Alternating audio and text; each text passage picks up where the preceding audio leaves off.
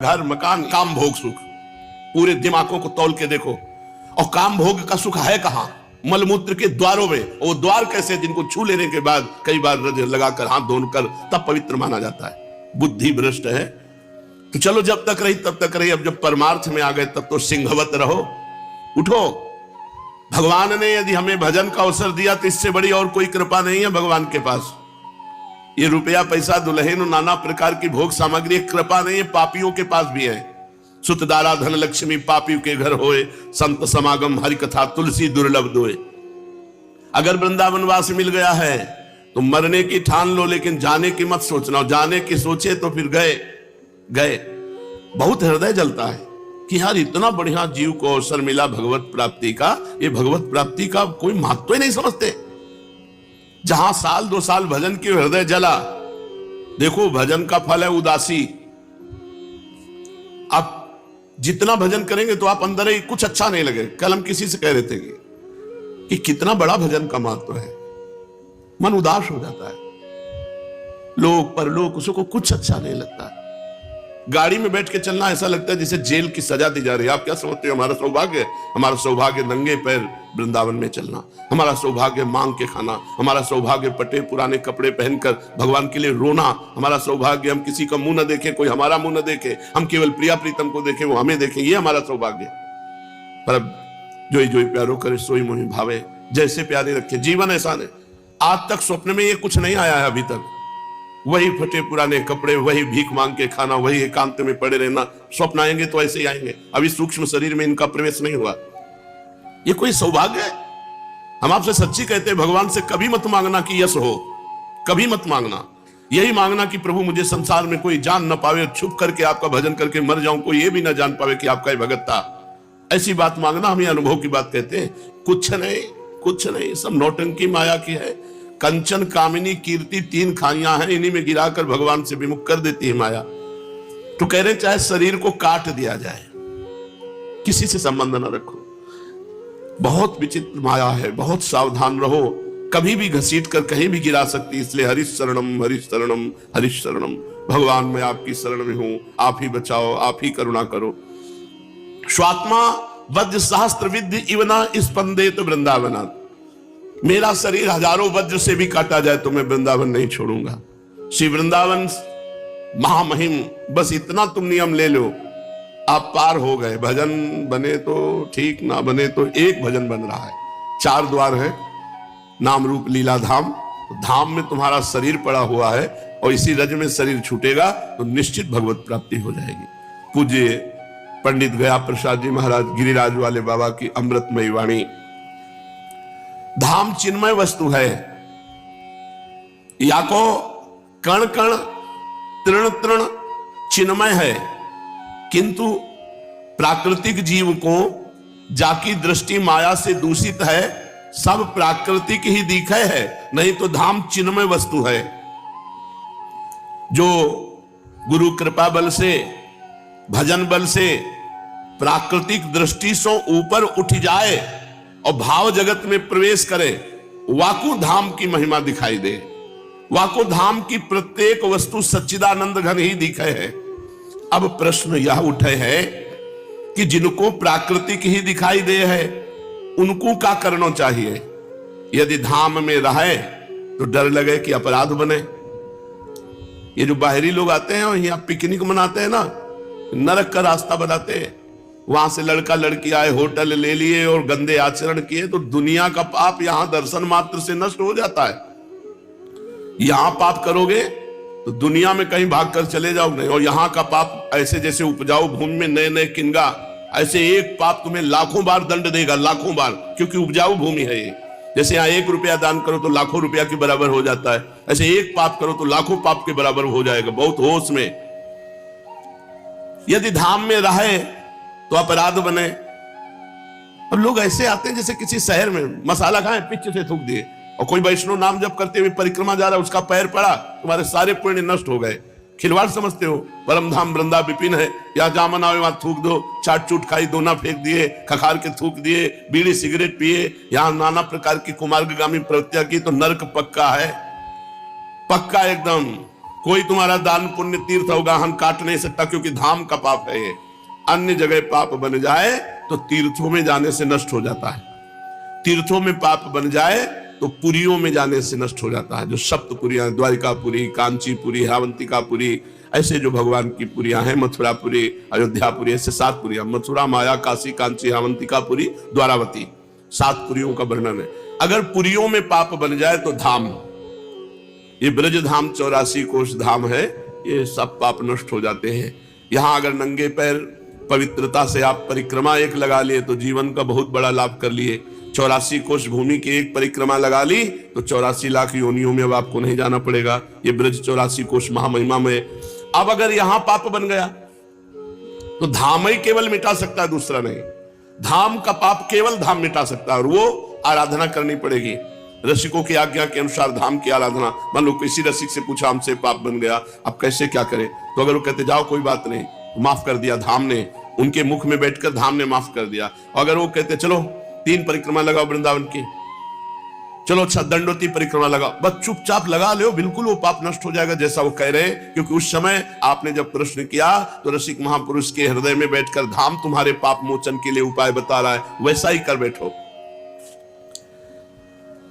चिन्मय को प्राकृतिक देखें तो का यहां सो फिर वास नहीं करना चाहिए, भाग जाना चाहिए नहीं, कम से कम बाहर से आए हुए वाले को अपराध ना बने, ये विचार करो। तो यहां रहने वाला, ये गुरुदेव भगवान से प्रश्न किया था 25-26 वर्ष पहले कि महाराज जी सुनते हैं धाम अपराध बहुत बड़ा होता है, जब धाम में रहेंगे तो यहां सब पूरी दिनचर्या होगी तो क्या ये अपराध नहीं बनता? ऐसे परम पवित्र प्रियालाल के धाम में हम शरीर को रख रहे हैं तो उसकी जो दिनचर्या, उसकी जो क्रियाएं वो तो होंगी इसमें, और हो सकता है कोई फिसल जाए पैर तो पाप भी बन जाए, किसी जीव के ऊपर पैर पड़ जाए तो मर जाए, या हम सतमार्ग से फिसल जाए तो कोई व्यभिचार आदि दोष बन जाए, कोई पाप बन जाए, तो उसका मोचन कैसे हो सकता है? क्योंकि वो धामवासी, धाम से बाहर तो जाएगा नहीं। अब उसका क्या उपाय है? जो तो गुरु जी ने कहा केवल धामवास से ही उसका सब पाप मोचन हो जाएगा। गुरु वाक्य जनार्दन के वाक्य हैं, भगवान के वाक्य है कि उसको कोई उपाय नहीं करना, वो धाम निष्ठा लिए पड़ा है, बस उसके सारे पाप अपने आप नष्ट हो जाएंगे धाम की कृपा से। लेकिन जो बाहर से आया हुआ है उसे बहुत सावधान, जो धामवास कर रहा है जानबूझकर थोड़ी पाप करेगा। अगर उससे कोई गलती हो जाती है तो धाम वृंदावन प्रभाव सुन अपनो ही गुण देत, जैसे बालक मलिन को मात गोद भर ले। अब बालक माँ की गोद में शौच लघु शंका कर देता है, कोई अपराध थोड़ी माना जाता है। ऐसे वृंदा टबी माँ उन पर कृपा करती है जो अपना जीवन वृंदावन को देख करके अखंड वास कर रहे हैं। लेकिन जो बाहर से आते हैं इनको बहुत होश में आना चाहिए। यहाँ केवल आओ भजन के लिए, यहाँ प्रिया प्रीतम को रिझाने के लिए आओ, यहाँ अपनी समस्त कामनाओं को दबाने के लिए आओ, यहाँ वासनाओं का खेल मत खेलो, तो फिर खेलने लायक नहीं रहोगे। ऐसी ऐसी परिस्थितियां आती हैं जीवन में, ऐसे ऐसे कष्ट आते हैं पूछो मत। जो बाहर से आवे हैं उनको अपराध का डर होना चाहिए कि धाम में अपराध न बनने पावे। और देखो घबराओ नहीं, जो धाम से बाहर नहीं जाए हैं, धाम में ही रहे हैं, वो धाम को स्वरूप हो जाए हैं। शास्त्र और संतन ने बात बतायो है, पंडित गया प्रसाद जी देखो वर्णन कर रहे हैं। जो धाम से बाहर नहीं जाए हैं, धाम में ही रहे हैं, तो जैसो धाम को स्वरूप वैसो ही उसको स्वरूप हो जाए है, चाहे जितना बड़ा पापी हो। ये शास्त्र और संतन ने बतायो है कि अपने को वैसो नहीं दिखे तो याके ताई प्रिया प्रीतम से प्रार्थना करें कि हे मेरे जीवन धन, मुंह अपने अबोध बालक को अपनो वास्तविक स्वरूप दिखाओ, अन्यथा मोसों प्रतिक्षण धाम में रहते भय अपराध ही बनत रहेंगे, और मैं आपकी गोद में रहते भय हूं आप सो जन्म जन्म को भटक जाऊंगो। हे मेरे प्राणाधार, मुंह को अपनाई ले, या प्रकार सो रोए रोए के अपने प्रिया प्रीतम को रिझावे में ही लगे रहे। और धाम के जा व्यक्ति और जा वस्तु में दोष दृष्टि हो जाए, तुरंत तत्क्षण वा वस्तु वा व्यक्ति सो नम्र हो के वाकी चरण वंदना करके तुरंत अपराध मोचन करवावे। ऐसो करवे सो कालांतर में जो धाम को स्वरूप है वही आपको स्वरूप। धाम को स्वरूप क्या है? प्रेम। तो आपको स्वरूप क्या है? प्रेम। आप प्रेम स्वरूप हो जाएंगे। फिर जो मस्ती आवेगी जो परमानंद की बाढ़ आवेगी, जो प्रेम को स्वाद आवेगो, फिर अपराध नहीं बनेगो। सूखे हृदय से अपराध बनते हैं। तो अपनी दोष दृष्टि को संभालो, धाम के काहू व्यक्ति वस्तु पर दोष दर्शन ना होए। या प्रकार साधक को जो ऐसे संभाल के रहे हैं तो अंत में धाम की प्राप्ति हो जाए। बस एक खास बात समझ लो, यहां किसी से मतलब ना रखे। सत्संग सुना, गर्दन झुकाई चले गए। अपनी दिनचर्या की, अपने काम से काम मतलब, कोई व्यवहार ना हो और कोई बैठ के परपंच करने वाला दोस्त ना हो, बहुत बढ़िया जीवन कटेगा। ये जीवन भर सावधानी रखी गई है गुरु कृपा से। पूज्यपाद सिउड़िया बाबा जीवन के आदर्श रहे संन्यास ब्रह्मचर्य से, तो एक भी दोस्त नहीं है। हमसे प्यार करने का मतलब है श्री जी के चरणारविंद से प्रीति होना, राधा नाम से प्रीति होना, श्री धाम को जीवन समर्पित हो जाना, अहंकार चूर चूर हो जाए, बिल्कुल एक यंत्र बन जाओ गुरु के, श्री जी के, तो बस जीवन पार हो। और ऐसा बनना कोई चाहता नहीं। और जो उसे बर्दाश्त कर लेगा उसे सबसे मीठा वस्तु मिलेगी, श्री राधा किशोरी, राधा किशोरी, परम रस समुद्र, प्रेम समुद्र। आप ये समझ लो, प्रेम लाडली जू, आनंद लालजू, और उनकी शरण में गोविंद शरण, प्रेमानंद गोविंद शरण, प्रेमानंद की शरण में गोविंद शरण। जो प्रेम है वो प्रियाजू, जो आनंद है वो लालजू, और जो गोविंद जिनकी शरण में है वो है प्रेमानंद। हमारे नव किशोरी, नव किशोर। तो गोविंद से प्रेम करने के लिए प्रेमानंद का परिचय चाहिए, और प्रेमानंद का परिचय प्राप्त करने के लिए अहंकार गलित चाहिए। साधक को परम कर्तव्य कि धाम में रहते हुए धैर्य से काम लेनो है, धीरज न त्यागे। धैर्य और धीरज पूर्वक सदगुरुदेव को दृढ़ आश्रय रखे। मन लगवे ना लगवे की चिंता ना करे। बहुत बड़े महापुरुष की बात है, बिल्कुल ऐसे ही होना चाहिए। मन लगवे ना लगवे की चिंता ना करे, चिंता करे केवल केवल कि मुझे सदगुरु की आज्ञा पालन में रहना है। अपने मन बुद्धि सो कह दे कि अब तुम्हारो सब काम समाप्त हो गए भैया। अय बुद्धि, अब मुझे तुमसे सलाह नहीं लेनी। अय मन, अब मुझे तुम्हारे अनुसार नहीं चलना, मुझे गुरुदेव के अनुसार चलना है। तुम अब सुख सो चैन की नींद सो। अय मन बुद्धि, अब तुम्हारी जरूरत नहीं है, अब गुरुदेव की आज्ञा के अनुसार चलेंगे। मेरे सदगुरुदेव की आज्ञा पालन करन देव, बस फिर तो तुम देख लो कोई अपराध कभी ना बनेगो। शीघ्र ही तुम प्रसन्नता की तरफ बढ़ते चले जाएगो। एक दिन ऐसो आएगो कि तुम नित्य को, अपने प्रिया प्रीतम को, अपने खिलौना को गोद में लिए बैठे होंगे। ये भजन साधन की हो जाए है गुरुजनन के योग्य बनने के लिए। भजन साधन भगवत प्राप्ति के लिए नहीं, गुरुजनन के योग्य। गुरु जैसी आज्ञा करे वैसी क्षमता आ जाए कि हम उनके अनुसार चले।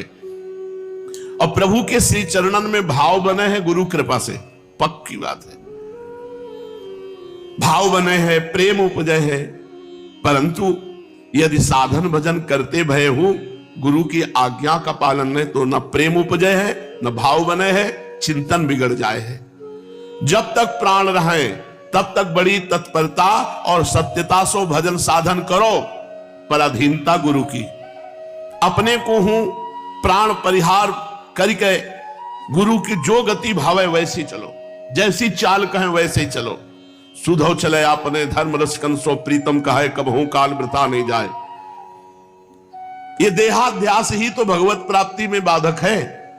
सावधान, गुरु या को ही मिटावे है। तुम्हारे देह के अभिमान को, तुम्हारे देह के भाव, क्या उचित है क्या अनुचित है, क्या मंगल है क्या मंगल है, छोड़ो। जो आज्ञा कर रहे हो वैसे चलो। देहाध्यास निवृत्ति को उपाय, या देह काहू को दुख न दे, गुरु की आज्ञा में रहे। सच्ची मानो, जिनके गुरुजनों के शासन में जो रहे वही उत्तम महापुरुष हुए।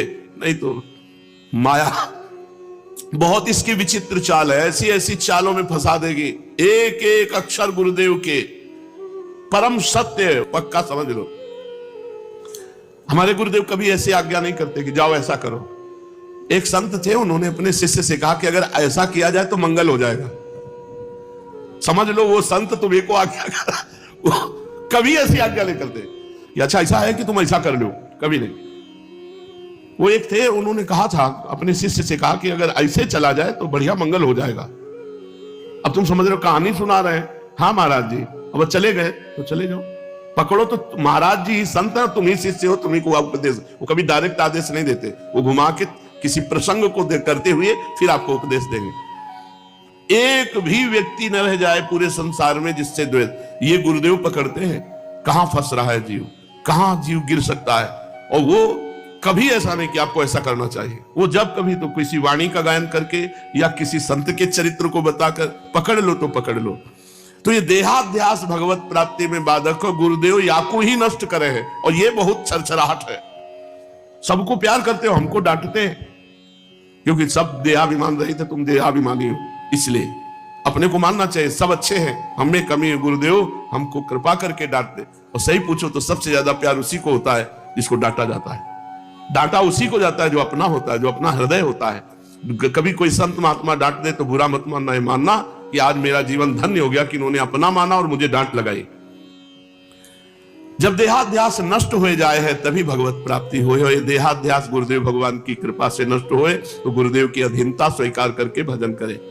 श्रीमद् भागवत महापुराण, भगवान श्री कृष्णचंद्र जी कृपा करके उद्धव जी को परम तत्व का उपदेश एकादश स्कंद के रूप में किया।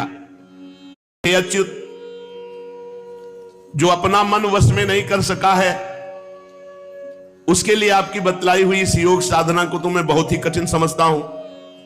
अतः अब आप कोई ऐसा सरल और सुगम साधन बतलाइए जिससे मनुष्य अनायासी परम पद को प्राप्त कर ले। ये उद्धव जी महाराज अब समझो आखिरी प्रश्न कर रहे हैं धीरे धीरे। अभी थोड़ी देर बाद ही बद्रिकाश्रम चले जाएंगे, फिर यदुकुल का संहार और भगवान परम धाम गमन। उद्धव जी ने प्रश्न किया कि हे गोविंद, हे अच्युत, जिन्होंने अपना मन वश में नहीं किया उनके लिए तो बड़ी कठिन साधनाएं जो भी आप पीछे परमार्थ निरूपण और बहुत से सब किए। अतः कोई ऐसा सरल सुगम साधन बताइए जिससे मनुष्य अनायासी परम पद प्राप्त कर सके। हे कमल नयन, आप जानते हैं कि अधिकांश योगी जब अपने मन को एकाग्र करने लगते हैं तब वे बार बार चेष्टा करने पर भी सफल ना होने के कारण हार मान लेते हैं और उसे वश में न कर पाने के कारण दुखी हो जाते हैं। हे पद्मलोचन, आप विश्वेश्वर हैं, आपके ही द्वारा सारे संसार का नियमन होता है। इसी से सारा सार विचार में चतुर मनुष्य आपके आनंद वर्षी चरण कमलों की शरण लेते हैं और अनायासी सिद्धि प्राप्त कर लेते हैं। जो आपके चरणों की शरण लेते हैं, आपकी माया उनका कुछ भी नहीं बिगाड़ सकती, क्योंकि उन्हें योग साधना और कर्मानुष्ठान का अभिमान नहीं होता। परंतु जो आपके चरणों का आश्रय नहीं लेते, वे योगी और कर्मी अपने साधन के घमंड में फूल जाते हैं और अवश्य आपकी माया ने उनकी मति हर ली है।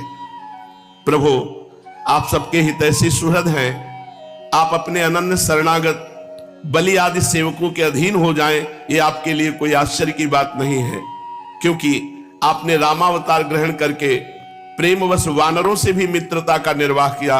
यद्यपि ब्रह्मा आदि लोकेश्वर गण भी अपने दिव्य किरीटों को आपके श्री चरण कमल रखने की चौकी पर रगड़ते रहते हैं। प्रभु, आप सबके प्रीतम स्वामी और आत्मा हैं।